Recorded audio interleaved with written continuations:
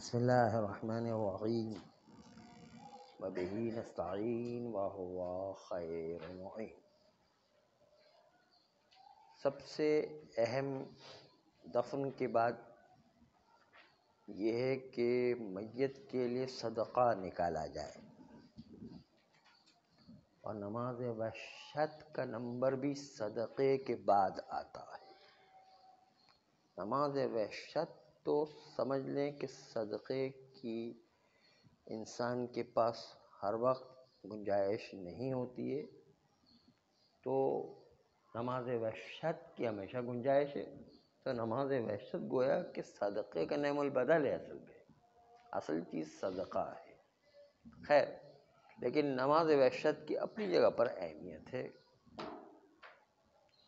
کسی نے چھٹے امام صادق علیہ السلام سے آ کے پوچھا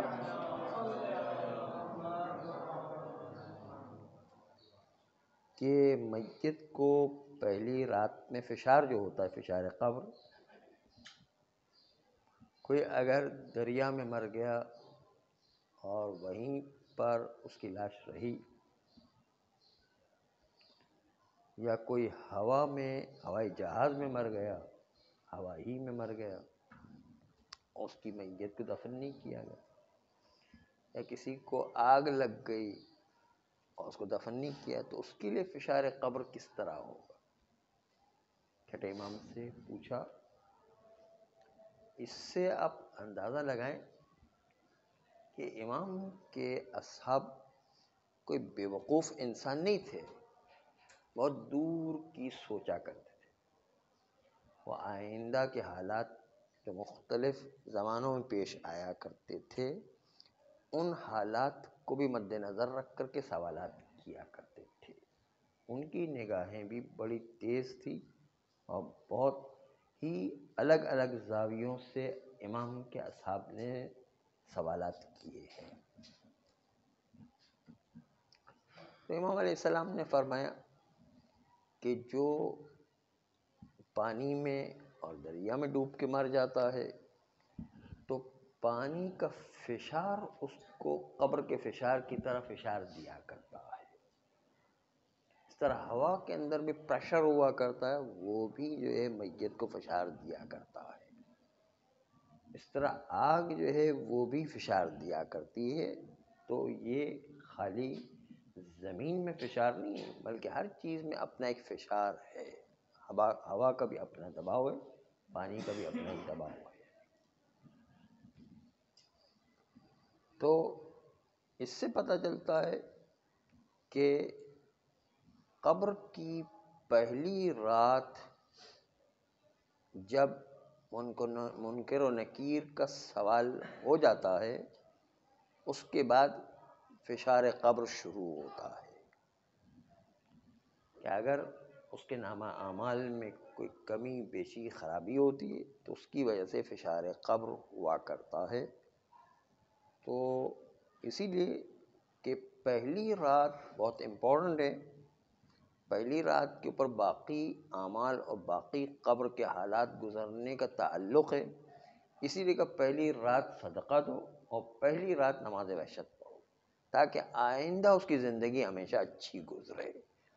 first impression is the last impression کہتے ہیں، لیکن یہ قانون ہمیشہ صحیح نہیں ہوا کرتا، بلکہ کبھی last impression is the first impression ہوا کرتا۔ لاسٹ امپریشن یہ جو کبھی کبھی بہترین چیز ہوا کرتی ہے، یہ قانون ہر جگہ نہیں چلتا ہے نا، first impression is the last impression ہے، اس لیے کہ عاقبت بخیری میں لاسٹ امپریشن سب سے اہم ہوا کرتا ہے۔ تو فرسٹ امپریشن نہیں چلتا ہے کہ آخری مرتے وقت وہ کیسے ایمان پر مرا ہے یا نہیں، یہ دیکھا جاتا ہے، تو وہاں پر لاسٹ امپریشن جو ہے سب سے اہم ہے۔ یہ قانون ہمیشہ نہیں چلتا ہے، باہر یہ عرف جو قانون بناتے ہیں اس میں بہت ساری غلطیاں ہوا کرتی ہے۔ جیسے انہوں نے قانون بنایا کہ عرف کے قانون بار ایسے ہی ہوتے ہیں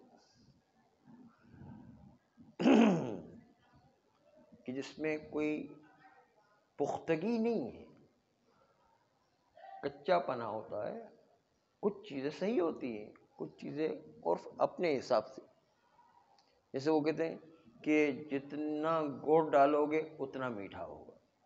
وہ خریداری کے وقت یہ کہا کہ جتنے پیسے قیمتی چیز خریدو گے اتنی مضبوط اور پائیدار. یہ کوئی ضروری تھوڑی کوئی وہ بیوقوف بنا کر کے ہم پیسے زیادہ لے لے بیکار سی چیز دے دے.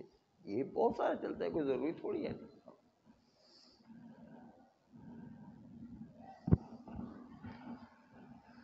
تو عرف کے قانون کوئی اعتبار نہیں رکھتے ہیں، وہ مشہور ہو جاتے ہیں لیکن اس کی کوئی حقیقت نہیں ہوا کرتی ہے. فشار قبر میں انسان کو پہلا نقطہ جو یاد رکھنا ہے کہ دفن کی پہلی رات، پوری رات میں اجازت ہوتی ہے کہ نماز وحشت پڑھے. پوری رات میں، پہلی رات میں نماز وحشت پڑھنے کی اجازت ہے. پہلی رات دفن کیا ہے. دفن کی کا کیا مطلب ہے؟ اس کا مطلب اگر کسی کی میت پڑی ہوئی ہے سرد خانے میں اور کئی دن تک دفن نہیں ہوئی تو اس کی پہلی رات نہیں کہلائے گی. دفن کی پہلی رات، میت کی پہلی رات نہیں، دفن کرنے کے بعد کی جو پہلی رات آئے گی وہ رات جو ہے نماز وحشت پڑھنا ہے، وہی رات صدقہ دینا ہے. دفن کی پہلی رات. جیسے مردہ خانہ میں کئی دن تک میتیں پڑی رہتی ہے تو وہ اس کی پہلی رات نہیں کہلائے گی. پہلی رات وہ جو دفن کی پہلی رات ہے. یا مثلا بہت سے لوگوں کی میتیں جو ہے کربلا لے جائی جاتی ہیں، نجف لے جائی جاتی ہیں، تو وہ جو پڑی ہوئی ہے کہ انتظار کر رہے ہیں 2-3 دن کے بعد ٹکٹ ملے گا پھر وہ لاش جائے گی اور وہاں دفن کریں گے، تو ابھی جو پڑی ہوئی تو پہلی رات اس کی نہیں شمار ہوگی، بلکہ وہاں کربلا میں جا کر جب دفن ہوگی تو وہ پہلی رات شمار ہوگی. ابھی پہلی رات شمار نہیں کہلائے گی. ابھی جو ہے کچھ نہیں. وہ پہلی رات جب کربلا میں جا کے دفن ہوگی اس وقت صدقہ نماز وحشت پڑھنا ہے. تو اصل مقصد ہے کہ دفن کی پہلی رات ہے.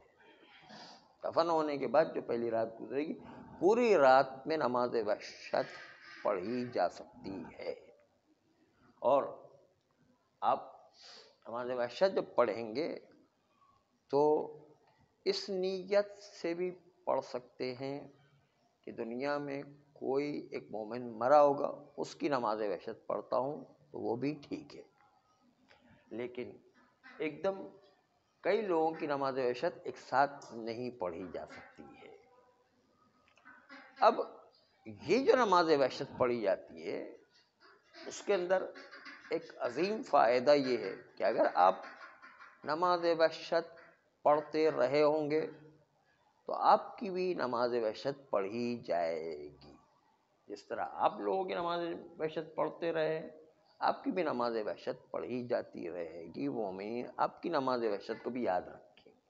اگر ہماری عادت نہیں نماز وحشت پڑھنے کی تو لوگ بھی آپ کو یاد نہیں رکھیں گے. بہرحال یہ جو ہے قانون ہوا کرتا ہے کہ آپ جیسا کریں گے اس کا رد عمل ظاہر ہوا کرتا ہے. جیسے جو ہے بچوں کو کہا جاتا ہے کہ اگر ہم نے اپنے والدین کی عزت نہیں کی، والدین کا احترام نہیں کیا تو ہمارے بچے بھی ہمارا احترام نہیں کریں گے.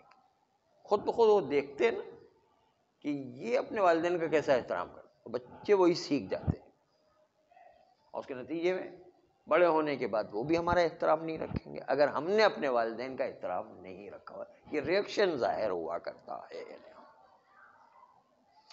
تو نماز وحشت میں پہلی رات دفن کی نماز وحشت پڑھنا ہے، صدقہ اس سے بہتر ہے. لیکن نماز وحشت میں پہلی رکعت میں الحمد کے بعد آیت الکرسی پڑھنا ہے. البتہ ہم یہ بھی بتا دیں کہ نماز وحشت کے طریقے بھی کچھ مراجع کے مختلف ہیں. کسی کے وہاں کچھ چیزیں زیادہ ہیں کچھ چیزیں کم ہیں.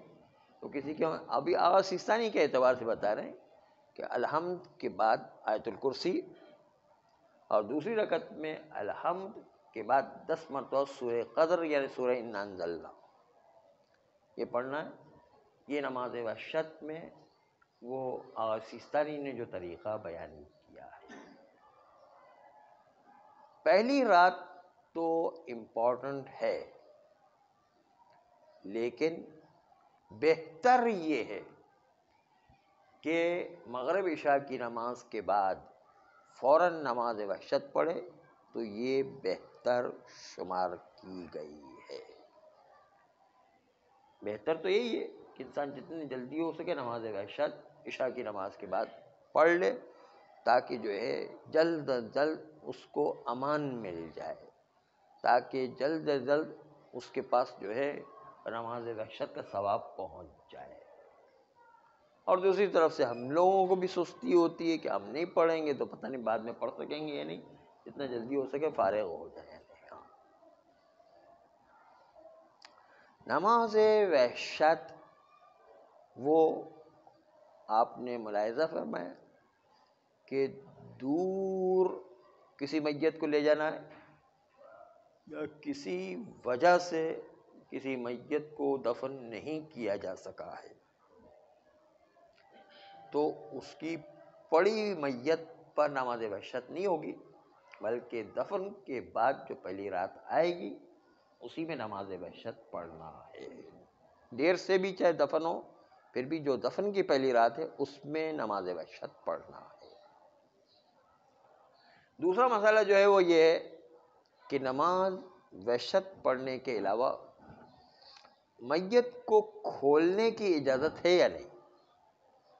کہتے ہیں کہ کسی بھی میت کو کھولنے کی اجازت نہیں، چاہے وہ مجنون یا بچے کی میت ہو، پھر بھی اس کو کھولنے کی اجازت نہیں، مگر یہ کہ اتنا عرصہ گزر گیا ہو کہ وہ میت خاک میں مل گئی ہو، پیوند خاک ہو گئی ہو، اور وہ میت بھی مٹی ہی بن گئی ہو قطعی طور پر۔ جیسے ڈاکٹر حضرات بتاتے ہیں 20 سال کے اندر وہ میت گل سڑ کے بالکل مٹی بن جایا کرتی ہے۔ مثلا اگر بالکل ختم ہو گئی ہے، مٹی ہی بن گئی ہے، تو پھر جو ہے اس کو کھول کر اس کی جگہ پر دوسری میت کو دفن کیا جا سکتا ہے، بشرط یہ کہ وہ جگہ خریدی ہوئی وارثوں کی نہ ہو، تو کسی اور کی ملکیت نہ ہو تو، ورنہ اگر ملکیت ہے تو ان سے اجازت بھی لینا ضروری ہے، کیونکہ انہوں نے خریدی ہوئی جگہ ہے، اس لیے اس کی اجازت کے بغیر اس کو نہیں چھیڑ سکتے ہیں، چاہے اس پہ 100 سال ہی گزر جائیں اور بالکل مٹی بھی ہو جائے، پھر بھی جو ہے اس کو نہیں چھیڑ سکتے، کیونکہ مالک ان کے وارث ہیں، انہوں نے پیسے دے کے قبر کو خریدا ہوا ہے، تو مالک کی اجازت بھی لینا ہے، اور ساتھ ساتھ میت خاک سپرد ہو کر پیوند خاک ہو گئی ہے، تب جا کر اس کی جگہ پر کسی دوسرے کو دفن کر سکتے ہیں۔ دوسری بات یہ ہے کہ امام زادوں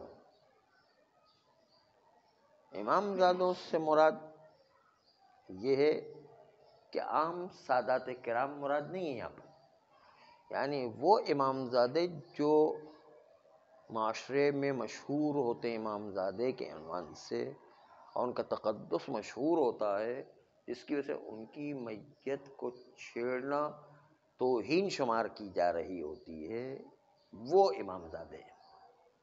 ویسے تو امام کی اولاد میں جو بھی ہے وہ امام زادوں میں شمار ہوتے ہیں، لیکن پھر بھی یہاں پر مراد امام زادوں سے وہ مشہور ہستیاں ہیں کہ جن کی شہرت امام زادوں کے عنوان سے ہوئی ہے، اور وہ اگر قبر سالہ سال گزرنے کے بعد بھی، میت پیوند خاک ہو جانے کے باوجود، میت جو ہے وہ خاک کے سپرد کے 100 سال گزر گئے مثلا، پھر بھی اگر ان کی میت کو چھیڑنے سے ان کی توہین ہو رہی ہے تو پھر حرام ہے، وہ امام زادے ان کی میت کو اجاڑنا حرام ہے، کیونکہ ان کی توہین ہو رہی ہے۔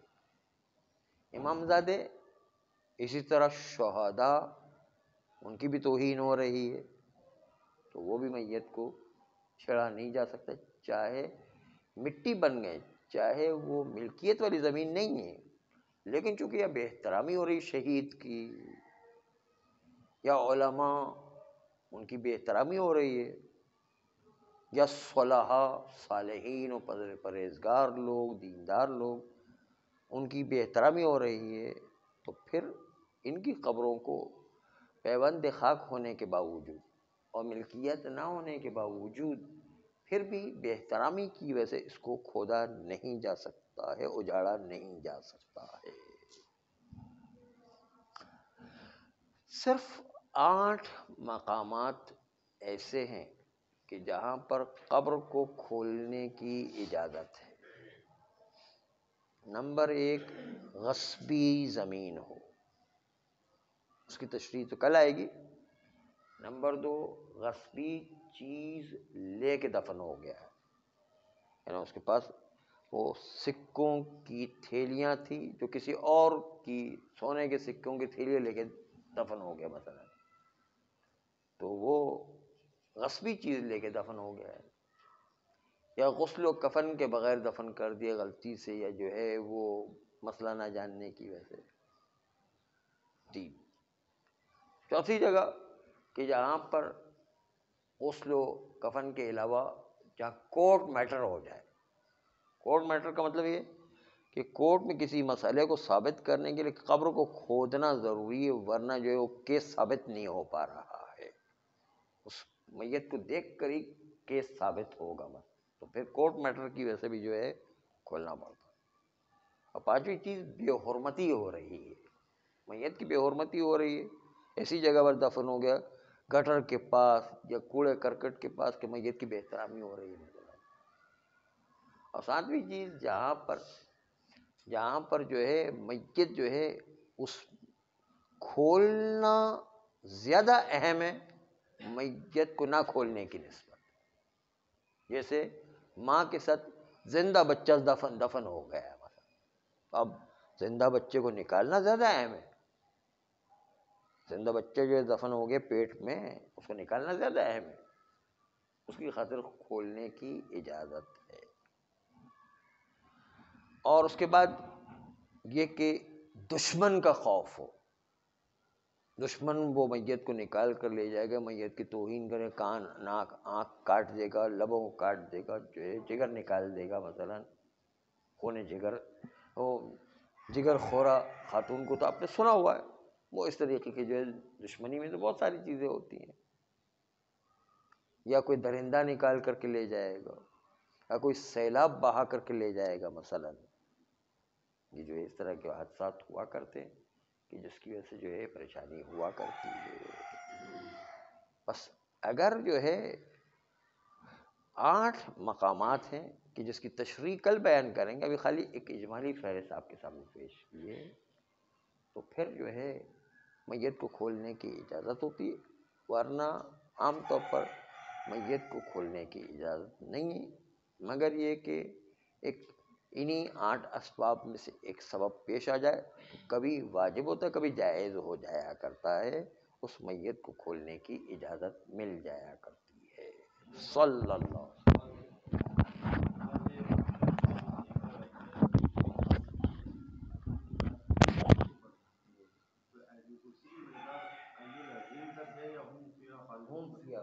ہمارے وہاں یہ آیت ہے کہ ہمارے وہاں آیت الکرسی کا مطلب ہم فیہا خالدون تک جو 2 آیتیں زیادہ ہے وہ پڑھنا بھی ضروری ہے۔ اہل سنت کے وہاں پر جو ہے وہ 2 آیتیں کم ہیں، وہ ان کے نزدیک ہے، ہمارے نزدیک ہم فیہا خالدون تک آیت الکرسی ہے۔ صلی اللہ